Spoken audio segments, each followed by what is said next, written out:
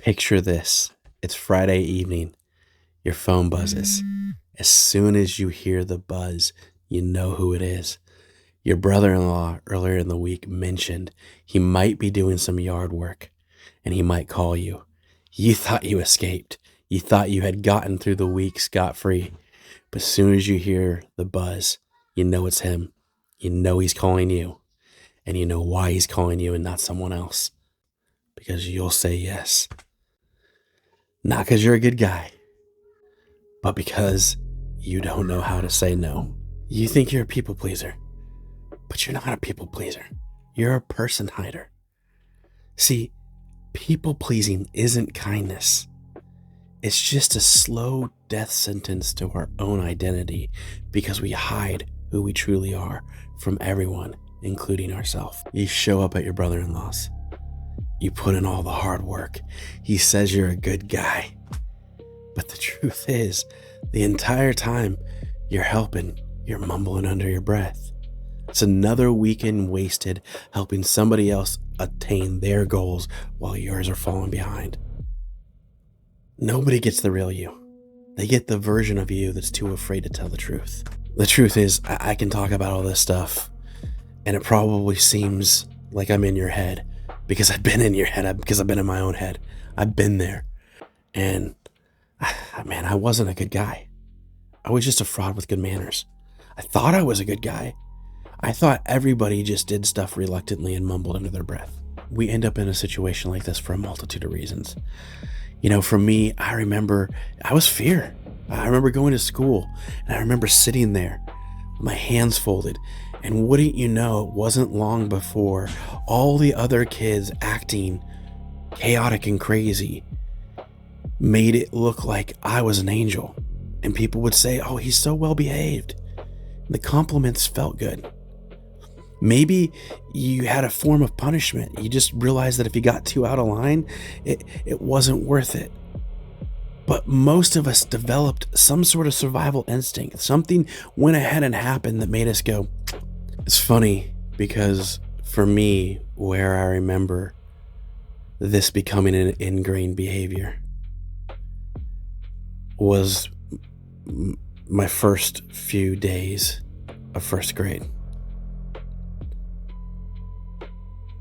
And interestingly enough, where this mindset began to break in me was when I dropped out of college.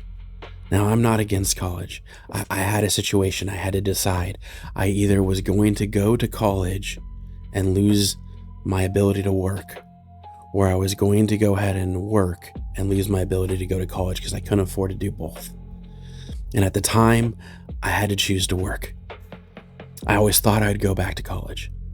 But it was interesting. Once I was out of the system that merited an ability to follow someone else's schedule, I realized how much the world just didn't care.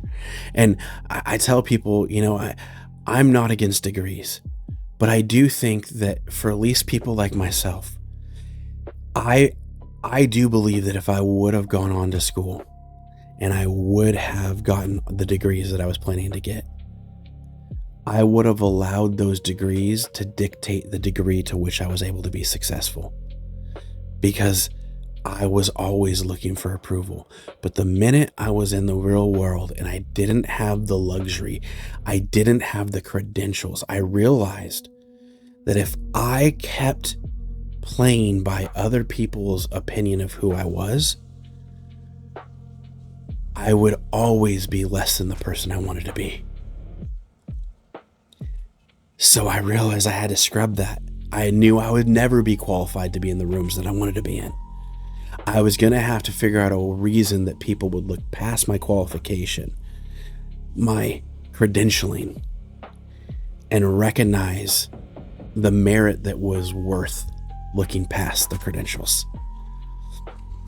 That's what broke me free from it. I don't know how you found your way to this video, but if you're still here, I bet you in more than one circumstance you found yourself saying yes when you really wanted to say no. And the truth is, I thought I was a good guy. But the truth was, I just had a weak soul. See, a weak soul says yes to everyone and dies never having truly been themselves.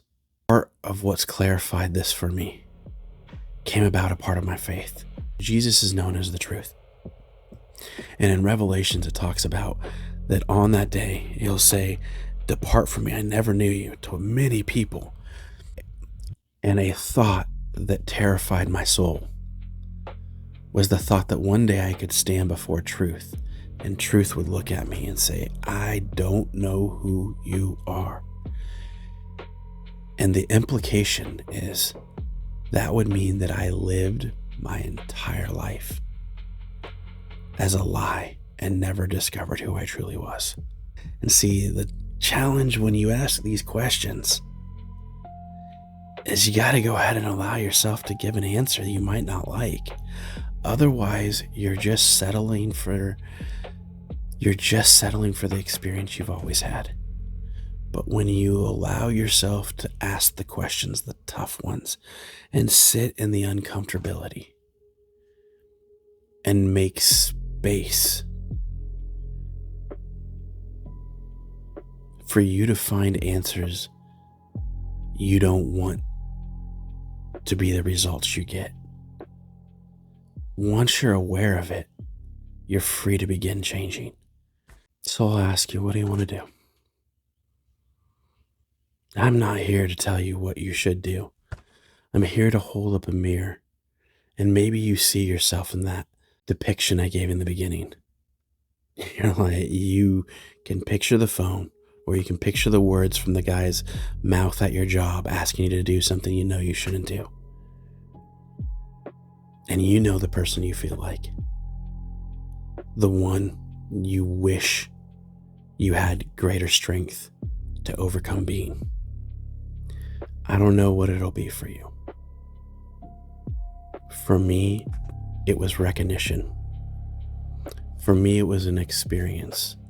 I hope through sharing what I'm sharing, you can see what I was unable to see without the harsh reality of the world forcing me to make a decision I didn't want to make. But whether it's a future hard decision or it's a decision made in awareness out of will, allow yourself to begin to think, why do I do what I do? Am I a good guy? Or am I just a person hider?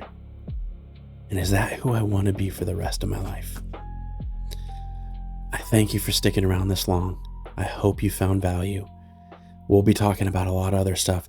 These are the things that I fought tooth and nail to go ahead and gain understanding over, because they ate my lunch. And I hope in my willingness to share the things that were hard for me to face, it allows you to move through them a little bit easier and find the things that have been of value to me so much quicker than I did. I appreciate you sticking around. Thanks, and God